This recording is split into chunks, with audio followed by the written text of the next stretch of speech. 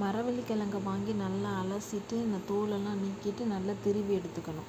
1 cup அரிசியை நல்லா ஊற வச்சுட்டு அதில் 2 பட்டை அவங்க காரத்துக்கு ஏற்ற மாதிரி சிகப்பு மிளகாய் ஊற வச்சு ஊற வச்ச அரிசி, மிளகா, திருவின மரவள்ளிக்கிழங்கு எல்லாத்தையும் போட்டு கொஞ்சோண்டு உப்பு, தேவையான அளவு உப்பு சேர்த்து அரைச்சி தோசை மாவு பதத்துக்கு எடுத்துக்கணும்.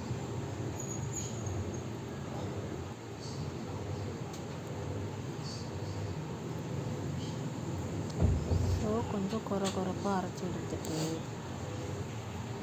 கொஞ்சம் வெங்காயமும் கருவேப்பிலையும் வெட்டிக்கணும்.